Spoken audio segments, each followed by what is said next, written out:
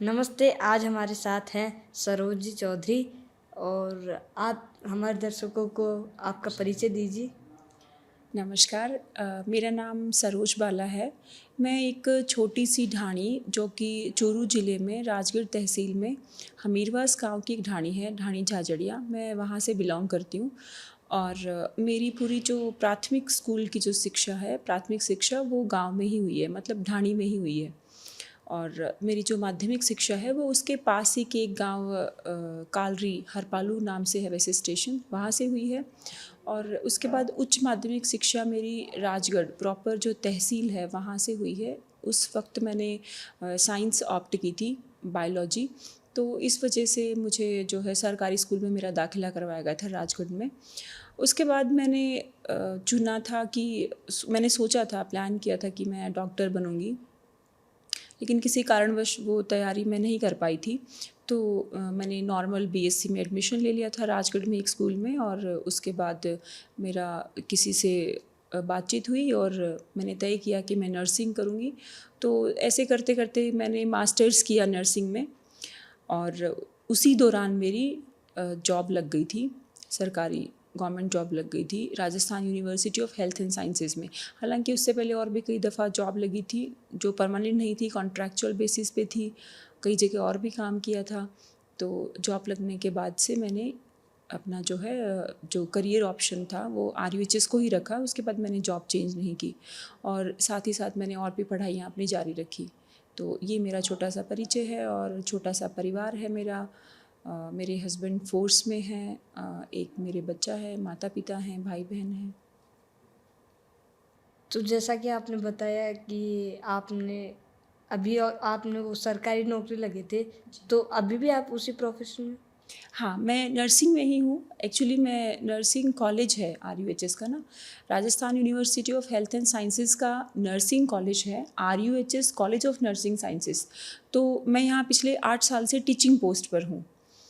और उससे पहले 2 साल मेरा जयपुरिया एक हॉस्पिटल है, आरडीबीपी जयपुरिया हॉस्पिटल, ये वर्ल्ड ट्रेड पार्क के सामने है, मिलाप नगर में, टोंक रोड पर ही। तो वहाँ मेरी 2 साल ट्रेनिंग हुई है। उस ट्रेनिंग के बाद में मैंने मास्टर्स किया था। इसे बोलते हैं इन सर्विस एजुकेशन। तो इन सर्विस मतलब जॉब लगने के बाद में आपने एक एजुकेशन ली है। तो तब मेरा पीजी में सिलेक्शन हो गया था और मैंने जॉब में आने के बाद मास्टर्स किया। और जैसे मेरा पीजी कंप्लीट हुआ था, एमएससी नर्सिंग कंप्लीट हुआ था, मेरी पोस्टिंग जो है Rajasthan university of health and sciences के नर्सिंग कॉलेज में हो गई थी। तो तब से मैं नर्सिंग कॉलेज में ही हूँ। तो मतलब अभी आप जो डॉक्टर्स तैयार करते हो, मतलब आप टीचर हो उनके? जो नर्सेज तैयार करते हैं, हम चाहते हैं कि हमारे बेड साइड में हमेशा हमें एक बहुत ही अच्छी तरीके से बात करने वाला, हंसमुख और हमें केयर देने वाला एक कंपाउंडर या नर्स हमें हमेशा मिले। तो हमारी कोशिश है कि मैं इस तरह की नर्सेज हम लोग प्रिपेयर करें। तो मेरा जो प्रोफेशन है वो नर्सेज को टीचिंग करवाना है, स्टूडेंट नर्सेज को। तो मैंने कई बार देखा है हॉस्पिटल्स में कि वो अगर पेशेंट को मतलब कुछ मतलब ऐसे चलाते नहीं है, मतलब ऑपरेशन कोई भी कुछ भी होता है तब, तो वो टीचर्स वो मतलब डॉक्टर वो नर्सेस डांटती है ना, तो वो तो क्यों डांटती है? देखिए, हॉस्पिटल में जब पेशेंट रहता है उस समय उसके कई डर होते हैं, उसके साथ वालों के भी कई डर होते हैं। अस्पताल में जब मरीज़ होता है तो ऑपरेशन थिएटर से आने के बाद में आपको मरीज को एकदम बहुत वीआईपी ट्रीटमेंट नहीं देना होता है। आपको केयर के मामले में वीआईपी ट्रीटमेंट देना होता है कि हमेशा उसके पास रहना है, कोई चीज़ मांगे मरीज़ तो तुरंत उसे अवेलेबल करवानी है, खाने पीने की अच्छी व्यवस्था करवानी है। लेकिन आपको उसे अपने ऊपर डिपेंड नहीं करना होता कि अगर डॉक्टर ने बोला है आपको कि तीसरे दिन से जैसे बोल दिया, मान लीजिए किसी की सर्जरी हुई है, थर्ड डे से बोल दिया, या मोस्टली अब तो क्या है पहले दिन से ही 4 घंटे के बाद ही पैरों का मूवमेंट कराना शुरू कर देंगे। डिपेंड करता है कि किस पार्ट की सर्जरी हुई है। अगर कोई मेजर सर्जरी है तो अब लगभग 4 से 5 घंटे के बाद में पैरों का मूवमेंट कराना शुरू कर देते हैं, क्योंकि कमर में जो इंजेक्शन देते हैं इसे एनेस्थीसिया बोलते हैं। लंबर पंक्चर, लंबर रीजन होता है हमारा कमर का पीछे का जो हिस्सा है, उस हिस्से में एनेस्थीसिया दिया जाता है। तो उससे हमारा लोअर जो बॉडी है वो सुन्न हो जाता है, काम नहीं करता है। उसके रिफ्लेक्सेस एक बार के लिए शांत कर दिए जाते हैं मोटा मोटी। तो एनेस्थीसिया का इफ़ेक्ट हमें कम करना है, बॉडी मसल्स को फिर से हमें रिवाइव करना है। तो इसलिए डॉक्टर कहते हैं कि अभी ने मोमेंट कराइए।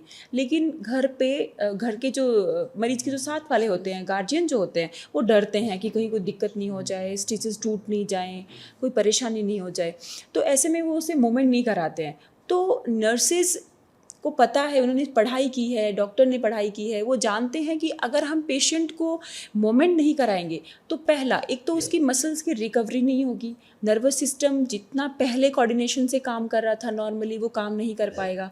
और तीसरा, यदि सर्जरी के दौरान कहीं पर भी जैसे जब कट लगाया जाता है तो ब्लीडिंग होती है, उसे रोका जाता है दवाइयाँ लगा करके, छोटे छोटे इंस्ट्रूमेंट्स होते हैं, आर्टरीज होती हैं, फॉरसेप्स होती हैं, उनसे पकड़ा जाता है आर्टरी, जो अपनी ब्लड की जो आर्टरीज होती हैं उन्हें ब्लॉक किया जाता है। तो जाहिर है कि उस समय ब्लीडिंग होगी तो बॉडी की नॉर्मल प्रोसेस है कि ब्लड का थक्का बनेगा, रक्त का थक्का बनेगा। तो छोटे छोटे क्लोट्स ऐसे बनते हैं जो कि ब्लड में भी सर्कुलेट करते रहते हैं, और ये 0.08 सेकंड में 1.8 सेकंड में एक पूरा साइकिल हमारा बॉडी में पूरा ऊपर से नीचे ब्लड जो है रोटेट कर जाता है। तो यानी कि वो उस समय जो ब्लड का कोई भी छोटा भी थक्का बना है तो पूरे शरीर में वो घूम रहा है। अब अगर पेशेंट की सर्जरी हुई और पेशेंट लेटा ही हुआ है तो कब वो थक्का हार्ट में जाके ब्लॉक कर दे, जो अपना लोअर बॉडी वैसे ही मूवमेंट कम कर रहा होता है सर्जरी के बाद में, तो वहाँ किसी नस में वो जा कर के ब्लॉकेज कर दे। तो ऐसे में पेशेंट की नसों में जैसे इनको बोलते हैं डीप वेन थ्रोम्बोसिस, तो डीवीटी होने के बहुत चांसेस होते हैं, और जो कि आगे जा कर के बहुत खतरनाक जो है इसके रिजल्ट्स आते हैं।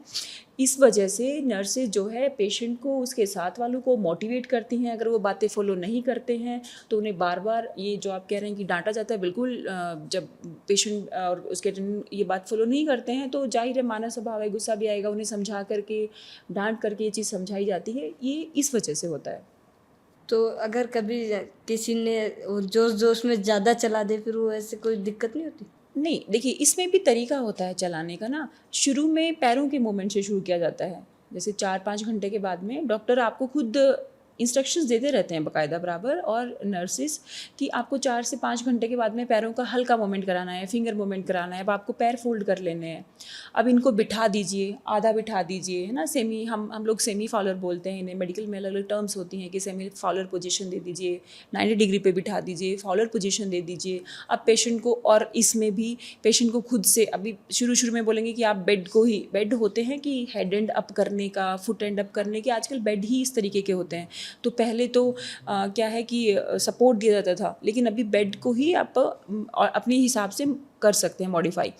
तो शुरू में तो पेशेंट को हमें जो है पोजीशन दिलवानी होती है, लेकिन सेकेंड डे से अमूमन अगर बहुत बड़ी सर्जरी नहीं है तो शुरू के दिन ही शुरू करवा दिया जाएगा। अदरवाइज सेकेंड डे से बोला जाएगा कि पेशेंट खुद ही हल्की सी करवट लेगा। फर्स्ट डे भी करवा देते हैं ये सब, तो मेजर सर्जरी है तो पेशेंट खुद ही करवट लेगा भी और अगले दिन खुद ही बैठेगा भी, फिर उसका धीरे धीरे मोमेंट भी करा जाएगा। तो स्टिचेस जब लगाए जाते हैं सर्जरी के बाद में तो वो जो थ्रेड होता है वो ऐसे मटेरियल का बना होता है कि ईजिली वो टूटता नहीं है। ऐसे जब तक आप उस पर बहुत प्रेशर नहीं लगाओ, उसे उस कोई एकदम से कोई पेशेंट गिर नहीं जाए या इंजरी नहीं हो जाए, तो इस तरीके से पेशेंट का ध्यान रखते हुए और शुरू में हल्के हल्के जो है मूवमेंट्स के साथ, स्लो मूवमेंट्स के साथ में, लाइट मूवमेंट्स के साथ में ये वॉक कराई जाती है।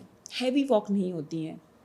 तो जैसा कि कई बार हॉस्पिटल्स में होता है कि कोई ज़्यादा मतलब, अभी एक मैंने न्यूज़ में भी पढ़ा है कि हुआ, पैर तो सिर्फ टूटा ही था लेकिन वो आईसीयू में भर्ती करके 22 लाख का बिल भी बना दिया और जान भी चली गई।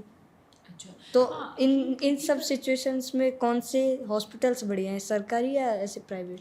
देखिए अगर हम क्वालिफ़िकेशंस के मामले में देखते हैं कि नो डाउट सरकारी जो अस्पताल हैं उसमें क्वालिफाइड डॉक्टर्स आते हैं, बाकायदा पढ़े हुए, और एग्ज़ाम्स दे करके सिलेक्टेड जो है डॉक्टर्स हमें उपलब्ध होते हैं।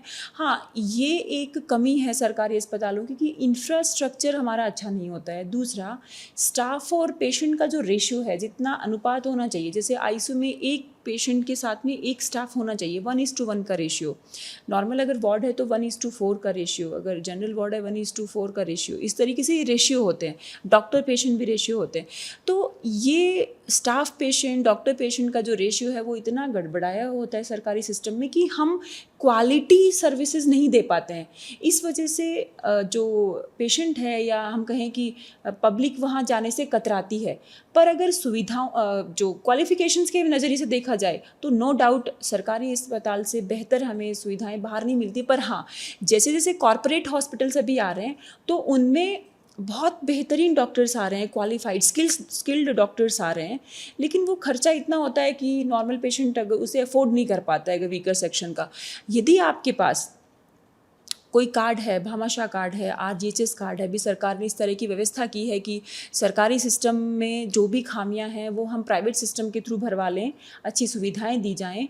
तो ऐसे में बहुत सारी अभी गवर्नमेंट की स्कीम्स ही हैं, उन्हें वीकर सेक्शन से जोड़ा गया है और वो कार्ड्स वहाँ पर स्वैप हो जाते हैं, ऑनलाइन उनका पेमेंट हो जाता है, उन्हें कुछ भी कैश नहीं देना होता है। या कुछ हॉस्पिटल ऐसे हैं जो सेमी रहते हैं, मतलब उन्हें आपको जो कुछ पेमेंट आपको देना पड़ता है और कुछ पेमेंट उस कार्ड के थ्रू हो जाता है। तो दोनों ही अस्पताल आज के दिन अच्छे हैं, बस आपको देखना ये है कि आपको बेहतर सुविधाएं और आप सेटिस्फाइड कहाँ पर हैं, आपको ये खुद डिसीजन लेना होता है।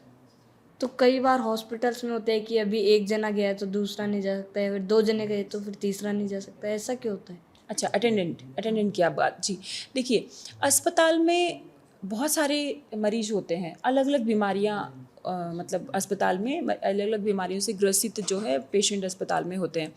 तो आप ये नहीं जानते हैं कि उनमें से कौन से मरीज़ को किस तरह की बीमारी है ना। ऐसे में क्या होता है, एक तरह का इन्फेक्शन आप अस्पताल से लेकर आते हैं, आप स्वस्थ हैं, और दूसरा पेशेंट को ज़रूरत है कि उसे उस इन्फेक्शन से बचाया जाए, जल्दी से जल्दी उसकी रिकवरी की जाए और कोई इन्फेक्शन ना लगे। पेशेंट को भी बचाने की ज़रूरत है, अटेंडेंट को भी बचाने की ज़रूरत होती है। तो ऐसे में दोनों के ही नज़रिए से देखा जाता है, दोनों ही एंगल से, कि अटेंडेंट्स भी सेफ़ रहें, पेशेंट भी सेफ़ रहें। इसे एक टर्म है मेडिकल में, इसकी टर्मिनोलॉजी है नोज़ोकॉमल इन्फेक्शन, हॉस्पिटल एक्वायर्ड इन्फेक्शन इसे बोलते हैं। तो नोज़ोकॉमल इन्फेक्शन नहीं हो जाए, अस्पताल में रहते हुए कोई नई बीमारी आपको नहीं लग जाए, पेशेंट को अटेंडेंट से नहीं लग जाए और अटेंडेंट्स को पेशेंट में, उस अस्पताल के माइक्रोब्स का हब होता है वहाँ से कोई बीमारी नहीं लग जाए, इसलिए कहा जाता है कि कम से कम भीड़ जो है अस्पताल में मरीज के पास रखनी चाहिए। स्पेशली आईसीयू में, एनआईसीयू में, स्पेशल जो यूनिट्स होती हैं उनमें भीड़ कम से कम रखनी चाहिए और जनरल वार्ड में भी नहीं रखनी चाहिए। आप मतलब किस नज़रिए से देखते हैं मरीज़ों को? देखिए, मरीजों के साथ में पहला आपका नज़रिए में पहला जो बिंदु है शामिल होना चाहिए, वो मैं मानती हूँ कि एम्पथी होनी चाहिए। सिंपथी आपकी जो अच्छी एक भावना है वो तो हर किसी के साथ ही आ जाती है, दया, करुणा। एम्पथी का मतलब होता है, ये एक एथिकल टर्म है, प्रोफेशनल एथिक्स में भी ये फॉलो की जाती है। आपके जिस भी व्यवसाय में आप होते हो वहाँ पे एम्पथी आपको ज़रूर फॉलो करनी चाहिए कि जो आपके सामने समस्याग्रस्त इंसान है, जिसे प्रॉब्लम है, उसकी जगह आप स्वयं को रख के देखें कि यदि इस जगह आप होते हैं और वो इंसान आपसे 2 बार पूछ रहा है कि मुझे क्या समस्या है, मुझे एक बार बताइए, तो बहुत ज़्यादा समस्या तो बात करने से ही ठीक हो जाती है। उससे कहते हैं मेंटल वेंटिलेशन। तो मरीज़ मेंटली रिलैक्स हो जाता है। मेंटल वेंटिलेशन होने से पेशेंट को ये लगता है कि उसे कोई सुन रहा है, उसने आधी बीमारी तो उसकी वहीं ख़त्म हो जाती है कि उसने बता दिया है कि उसे क्या समस्या है। अब आपको ये निर्णय लेना है कि आप उसकी बीमारी को किस तरीके से ठीक करते हैं। एज ए डॉक्टर जब काम करते हैं अस्पताल में, जो डॉक्टर्स होते हैं, तो वो उसके सुनने से ही निर्णय लेते हैं कि इसे ये समस्याएं हैं। तो पहला जो मेरा जो विज़न होता है, मेरा जो नज़रिया होता है मरीज़ के प्रति, वो ये होता है कि अगर आप इसकी जगह हैं तो आप किस तरीके से चाहेंगे कि मेरे से क्या उम्मीद होगी सामने वाले से, आपको उस उम्मीद के साथ मैं उससे बात करती हूँ। तो अगर जैसा कि आपने कभी फ्यूचर में कोई हॉस्पिटल खोला तो फिर आप मतलब उसके अंदर क्या क्या फैसिलिटीज़ दे सकती है अदर हॉस्पिटल्स के कंपैरिजन में? जी, देखिए, मेरा प्लान तो एक्चुअली मेरा प्लान अस्पताल खोलने की बजाय एजुकेशनल इंस्टीट्यूट खोलने का है कि मैं अच्छी नर्सेज प्रिपेयर करूँ समाज के लिए। हाँ, उसके लिए किसी अस्पताल से संबद्ध होना, मतलब अटैच करवाना हॉस्पिटल को, या अपना हॉस्पिटल जैसे जैसे डेवलपमेंट होगा संस्थान का, तो नो डाउट उसमें अस्पताल भी खुद का बनाया जाएगा। पर मेरा ये मानना है कि अगर हमारे पास क्वालिफाइड स्टाफ है, स्किल्ड स्टाफ है, तो अस्पताल में अगर इंफ्रा भी थोड़ा बहुत कम है आपके पास, बट आपकी जो सर्विसेज हैं वो बहुत अच्छी सर्विसेज हैं, तो कहीं ना कहीं आप वो जो कमी होती है आपके अस्पताल में, इंफ्रा में जो कमी होती है, वो आप उस तरफ आप पूरी कर सकते हैं। तो मैं चाहूँगी कि मैं एक बेहतरीन संस्थान बनाऊँ जिसमें प्रोफेशनल एथिक्स को बहुत अच्छे से फॉलो किया जाए, प्रोफेशनल नॉलेज को फॉलो किया जाए। हालांकि हर संस्थान ये प्रयास करता है, बट उसे प्रैक्टिकली भी अप्लाई किया जाए, ड्यूरिंग एजुकेशन के ड्यूरिंग ही लर्निंग कराई जाए। और अस्पताल में एंट्री से लेकर के एग्ज़िट तक पेशेंट को बहुत ज़्यादा पेचीदगी प्रक्रियाएं जो होती हैं, प्रोसेस बहुत कॉम्प्लेक्स प्रोसेस होती हैं, उनसे न गुजरना पड़े। तो इसके लिए आजकल ऑनलाइन सिस्टम शुरू हो चुका है, डिजिटाइज्ड वर्ल्ड है ये, तो उनकी सुविधाओं को मैं इसमें यूज़ करके पेशेंट के लिए कन्वीनियंट माहौल जो है बनाने का प्रयास करूँगी। तो आपने अब तक कितने नर्सेस तैयार कर चुकी होंगी? देखिए, जब से मैंने ज्वाइन किया है तब से यहाँ पर 2019 से ये शुरू है, 18 से शुरू है। मैंने 19 में ज्वाइन किया था, पहला बैच 18 में एंड में आया था, 18 एंड में 2018 में। तब से यहाँ पर बैच निकल चुके हैं और हर बैच से हमारा कम्युनिकेशन होता है। हाँ, उससे भी पहले जब मैं ग्रेजुएशन कर रही थी तभी से जूनियर्स के साथ मेरा इंटरेक्शन होता रहता था। तो हर जूनियर बैच से मेरा इंटरेक्शन होता था। हमें सीनियर्स को, हमारे कॉलेज में ये परंपरा थी कि सीनियर्स को जूनियर्स से इंटरेक्शन करना होता था। जो स्कोर जिनका अच्छा रहता था, टॉपर जो होते थे, उनको इंटरेक्शन करना होता था, कोई ना कोई टॉपिक पढ़ाना होता था, प्रेजेंटेशंस देनी होती थी। वो हम डिसाइड करते थे खुद ही कि हमें किस तरीके से हमारे जूनियर्स को नई दिशा देनी है लर्निंग के लिए। तो वैसे मेरा नर्सेज के साथ उनको टीच कराने का जो ये यात्रा है, मुहिम है, वो तो मेरे ग्रेजुएशन टाइम से ही शुरू हो चुकी है। तो अब मुझे याद भी नहीं है गिनती में कि मैं कितने बैचेज़ के साथ इंटरेक्शन कर चुकी हूँ। तो आपके साथ कोई ऐसे बहुत ज़्यादा डिफ़िकल्ट केस हुआ होगा कभी हॉस्पिटल? हाँ, बिल्कुल हुआ है। जब डॉक्टर्स पेशेंट को डील कर रहे होते हैं, उस समय हम लोग साथ में होते हैं। तो एक बार ऐसा केस हुआ था कि कार्सिनोमा का पेशेंट था, फीमेल पेशेंट थी, और उसका हम जैसे वो एडमिट करके आए थे तो रिस्पॉन्ड नहीं कर रही थी। हम मतलब एक स्केल होता है, उसके अकॉर्डिंग आपको देखना होता है, रिस्पॉन्स देखने होते हैं उसके। तो हम रिस्पॉन्स देख रहे थे, डॉक्टर जो रेजिडेंट डॉक्टर थे वार्ड में, वो रिस्पॉन्स देख रहे थे, बट उतने उसके अच्छे रिस्पॉन्स नहीं थे। तो मुझे लग गया था कि पेशेंट में दिक्कत है, तो तुरंत हमने इन्फॉर्म कर दिया था रेजिडेंट के थ्रू कि आप जो है इनको शिफ्ट करवाना है हमें। तो शिफ्टिंग की तैयारियां शुरू हो चुकी थी बिल्कुल कि हाँ, फाइल बनाइए, फटाफट पेशेंट को शिफ्ट करना है हमें, पेशेंट इतना अच्छे से रिस्पॉन्ड नहीं करना। पर उसी वक्त हमें सैम्पल भी देना था, तो मैं पेशेंट की सैम्पलिंग कर रही थी, बट सैम्पल मतलब ब्लड इतना गाढ़ा था पेशेंट का कि ठीक से सैंपल, बहुत स्लो, ब्लड प्रेशर भी बहुत लो जा चुका था पेशेंट का, तो सैम्पलिंग भी ठीक से नहीं हो रही थी। और फिर तुरंत हमने फिर बोले कि सोनोग्राफी भी ज़रूरी थी पेशेंट की। उस समय कुछ ऐसे जो भी पेशेंट की हिस्ट्री थी उसके अकॉर्डिंग डॉक्टर ने डिसाइड किया था कि इनकी सोनोग्राफी भी होनी है। तो तुरंत उधर भी नीचे से आईसीयू में जो है सोनोग्राफी करवाते ही शिफ्ट करना है पेशेंट को, और वहीं पे ही उनको ड्रिप वगैरह हमने वार्ड में फटाफट लगा दी थी, ऑक्सीजन मास्क हमने लगा दिया था। वो सारी जो एक बेसिक केयर उस समय शुरू होनी चाहिए थी वो शुरू भी करवा दी थी। लेकिन पेशेंट जब एंटर किया था हॉस्पिटल में तभी से उसकी बॉडी बहुत लो हो चुकी थी, ब्लड प्रेशर बहुत लो हो चुका था, रिस्पॉन्स इतना नहीं दे रहे थे। तो जैसे हम ट्रॉली पे पेशेंट को हमने डाला था, उस समय पेशेंट जो है बिल्कुल ज़ीरो रिस्पॉन्स में था, तो उन्हें आईसीयू में ले जा करके वो डिक्लेरेशन हो गया था। तो मेरे लिए मतलब क्विकली कुछ मिनटों में ये डॉक्टर तक डिलीवर करना, इस बात को रेजिडेंट डॉक्टर जो वार्ड में होते हैं उन तक करना, और पेशेंट का इतना रिस्पॉन्ड नहीं करना, ये बहुत क्विक हुआ था ये सब। तो मेरे सामने ये एक पहला बहुत ऐसे इस तरह का केस आया था। लोग कई बार ऐसे खून देख के मतलब अंदर, ऐसे अपन कभी ऑपरेशन करते हैं तो अंदर के बॉडी पार्ट्स देख के डर जाते हैं, तो आपको डर नहीं? एक्चुअली इसमें आपका शुरू से अगर इंटरेस्ट होता है ना तो इतने डर नहीं रहते हैं।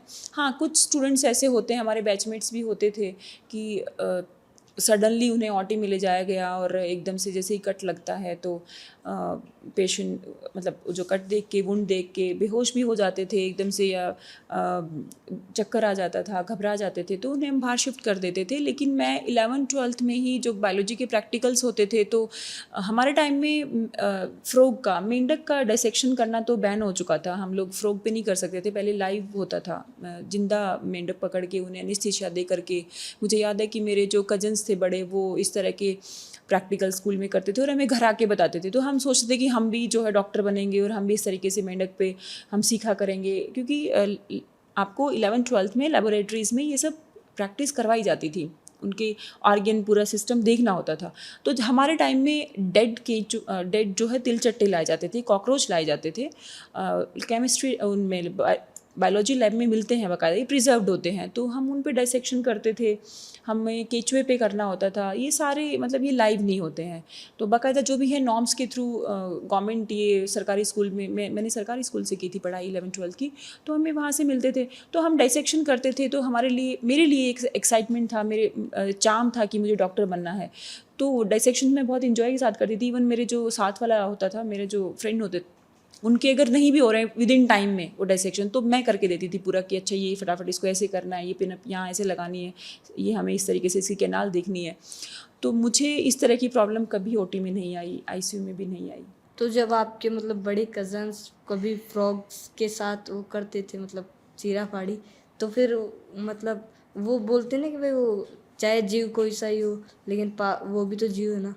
हाँ बिल्कुल, वो कहते थे, लेकिन अगर हमें उस तरीके से देखिए, नॉर्म्स होते हैं पहले स्कूल्स में, ये जो डाइसेक्शन किए जाते थे मेंढक वगैरह पे, ये एज़ पर रूल किए जाते थे, लेकिन धीरे धीरे कहीं ये इस तरह की न्यूज़ आई होंगी, बातें आई होंगी कि बच्चे जो है इनका जो बहुत ही अवैधानिक तरीके से मेंढक को इस तरीके से बिना एनेस्थीसिया दिए उन्हें प्रताड़ित किया जा रहा है, कहीं ना कहीं एनिमल का ये इशू आया होगा, तभी ये बैन हुए हैं।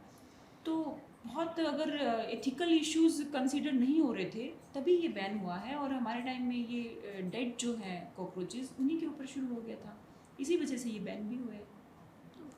धन्यवाद। थैंक यू, आपके साथ इंटरेक्शन करने का मौका मिला।